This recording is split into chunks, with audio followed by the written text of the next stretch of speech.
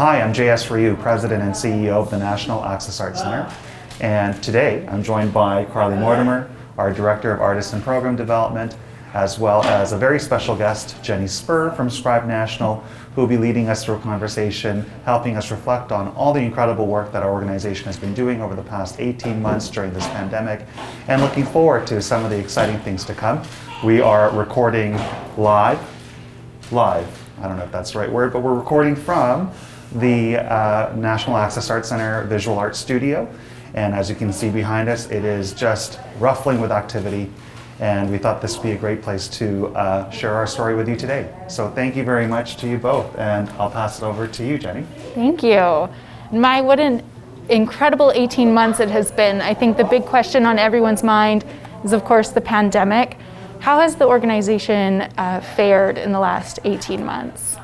It's been a busy 18 months. I think it took us about 10 days to start our programming and really launch into doing. I think that's something that the pandemic has taught us, is to start doing, involve our artists right away, and they'll help us figure out how to maneuver around the pandemic and how to stay creative and connected.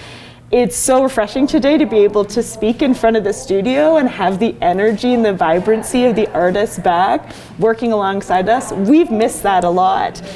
We've missed the kind of the camaraderie and all of the kind of that palpable energy that we have when we're working in person.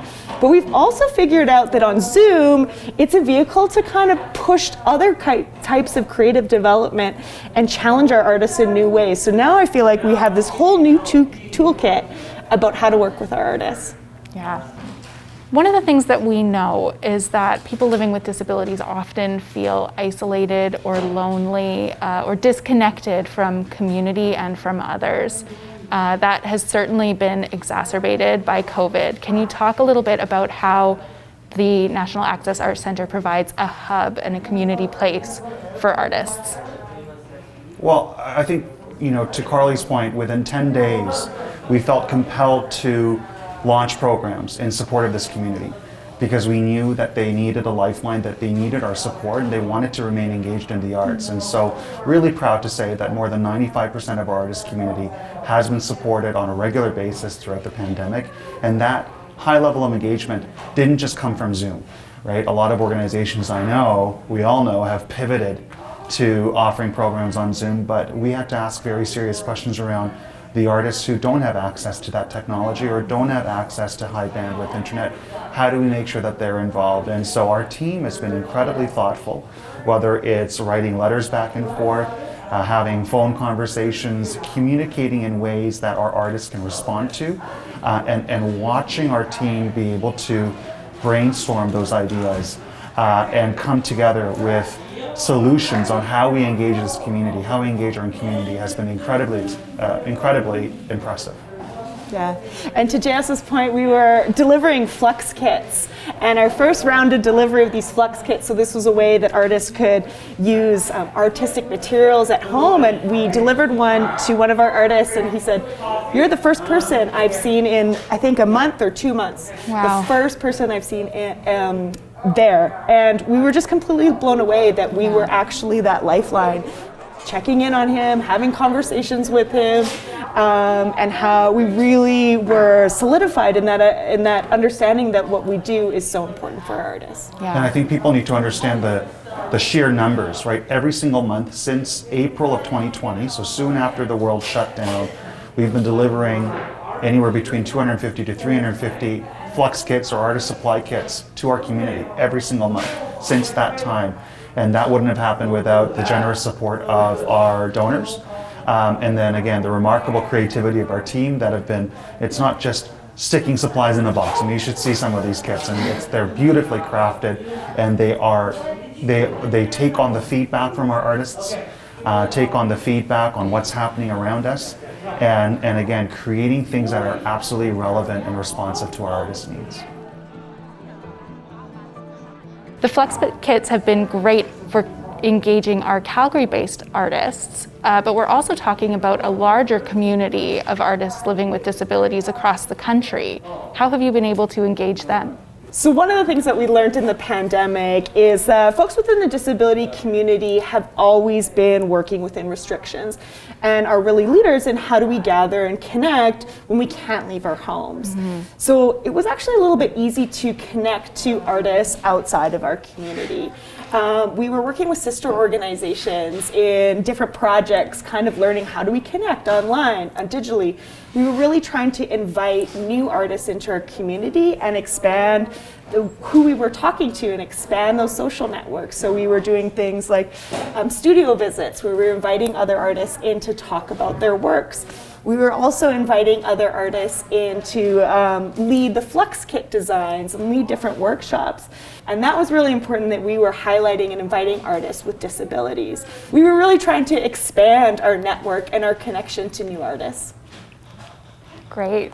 Well, one of the challenges that we've seen during the pandemic too is finding new and interesting ways for artists to exhibit their work. Can you describe some of the ways that the National Access Arts Centre has allowed this to happen? One of our exciting new partnerships is with ATB, and really we thought that we knew right away that there would be this gap in introducing our artwork to new audiences. So we partnered with ATB and commissioned 10 of our artists to create new works that would be displayed in large formats on their windows for passersby to see.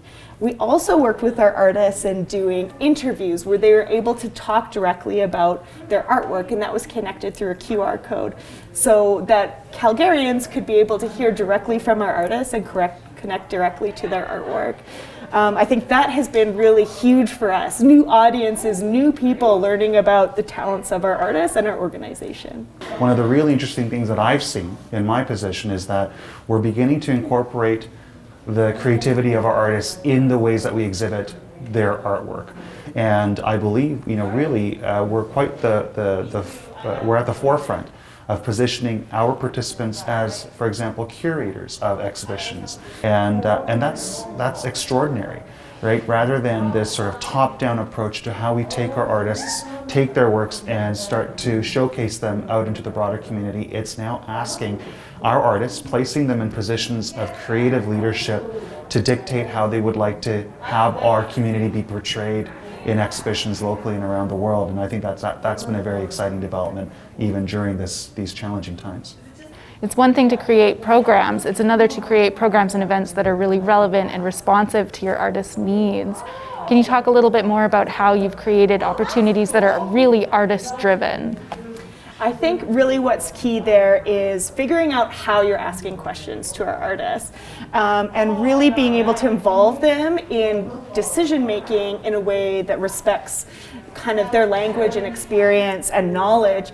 They have such incredible ideas about how we can program, what kind of artistic events, what welcoming spaces look like. We just have to do the work of figuring out how do we ask those questions to artists. Right. So that's been really big for us. One of the programs that we were really able to do that and respond to that with was Art Share. And so we knew that a bunch of our artists wanted to kind of get into more of the professional practices around being an artist. So this is writing your CVs and your artist bios, artistic statements about your work. And so we gathered a group of artists that were met every week online. And we were able to take them through and help them develop those pieces of their professional portfolio. And that was really led by our artists, what they wanted to see and what they wanted to explore. And the pieces outside of that were really great. What we didn't anticipate was how important the peer learning would be. So learning that within groups. Typically before the pandemic, we would have done that one-on-one, but we realized that doing that together as a group, some of our artists were able to rise into levels of mentorship. They were really able to learn from each other, and that's been really key for us on Zoom, is that peer and group leadership.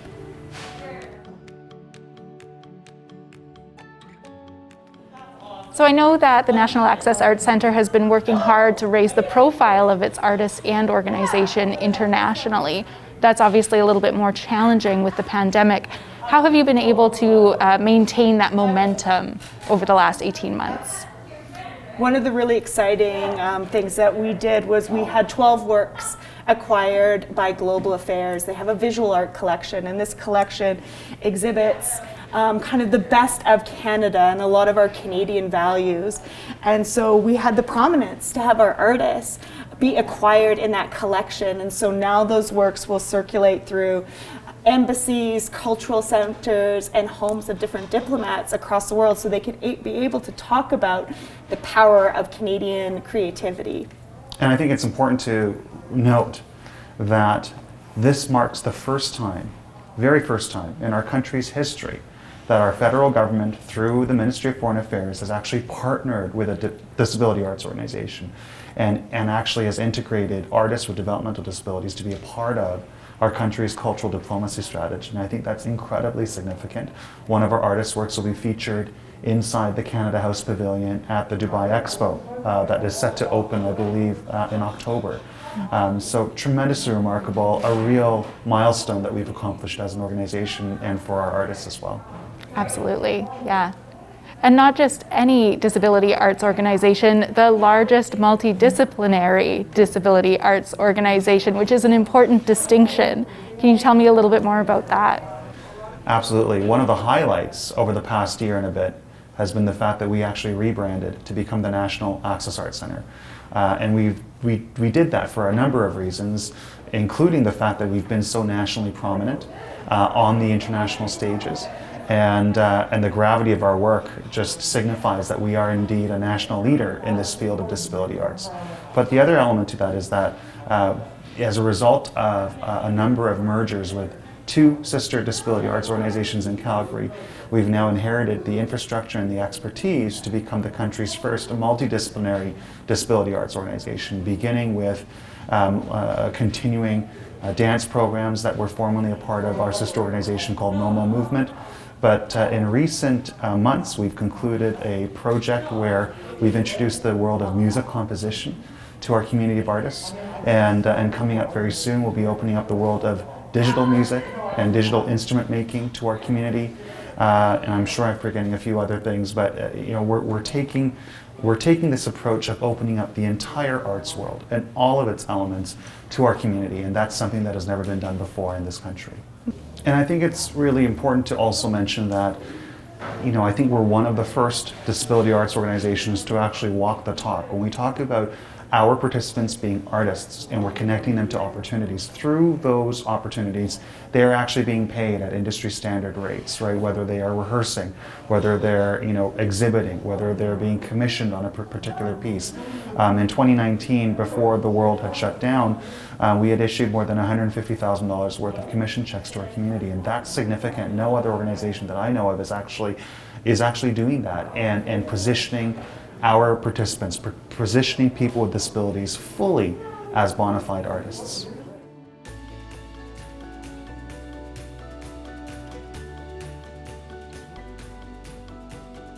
So there's some exciting opportunities coming up in the fall for professional artists. Can you tell me a little bit more about that?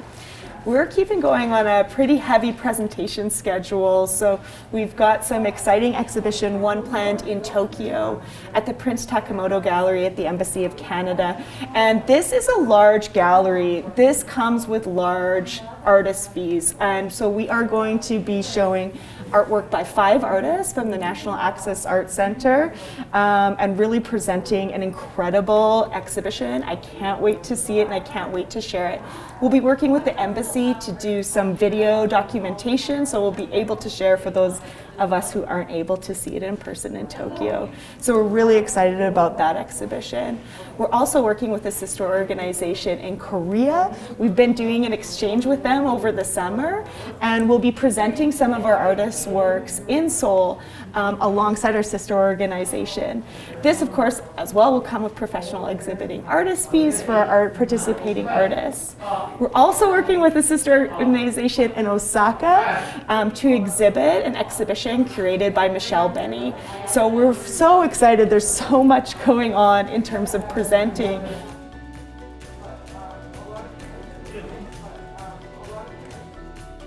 I think another element that's very exciting is that through all of these international endeavors, there's a real artist training element to those projects, right? So beginning, as you said, with our partnership with Active Art in Seoul, that's really quite something where our sister organization has actually sent our participating artists these kits so that our community can better understand how a country like Korea approaches its visual arts. What are the traditions behind their visual arts practices? And for our artists to actually learn this new world, it never would have happened before if it wasn't for our ongoing presence and our ongoing partnerships with partners all around the world. The other thing that I wanted to mention is that in Seoul and in Osaka, pending global travel regulations, but our plans are to actually have one artist be placed in residence in Seoul. That residency right now is being planned to be taking place inside a Buddhist temple, which will open up this whole new world of learning and reflection for our participating artists. And a similar residency that will take place in partnership with our sister organization called Atelier Corners, based in Osaka, Japan, in December as well. Which really speaks to the National Access Arts Center's commitment to supporting artists through the entire artistic cycle, from creation all the way through to exhibition. Can you talk a little bit more about the programs that are coming up in the fall? We've got some really exciting programs and some new explorations into new territory for us. We'll be launching a digital music program, so we'll be exploring how we can use technology and software to create instrumentation that hasn't been invented yet. Accessible instruments that our artists can be able to play and perform with. So we will be creating a new digital music ensemble that will be releasing albums this June. We'll also be exploring new content and really opening up important social conversations about what it is to be an artist on Indigenous territory. Through our Indigenous Ways of Knowing project, we'll be forming another ensemble who will be looking at how do we broach conversations about truth and reconciliation and recognizing the living and vibrant artistic practices that happen in local Indigenous communities. So we'll be forming an ensemble that will work through kind of how do we navigate and introduce folks with developmental disabilities to those very urgent and important conversations. Yeah, and of course the most exciting thing coming up is the new facility. Plans are underway. Tell us a little bit more about where we're at with that.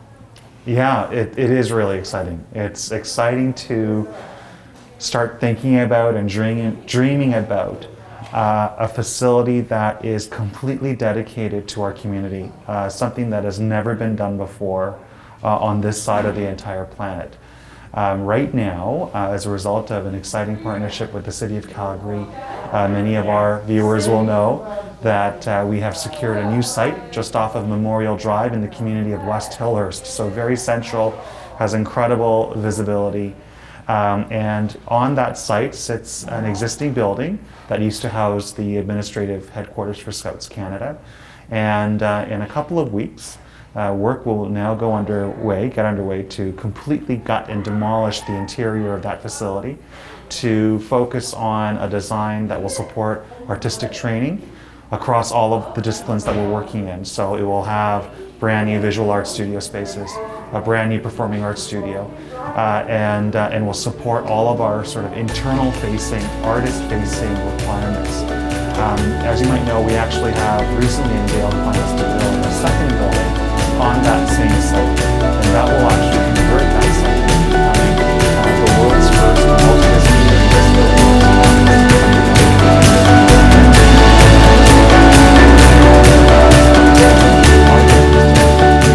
A more public facing facility where we can invite the community in to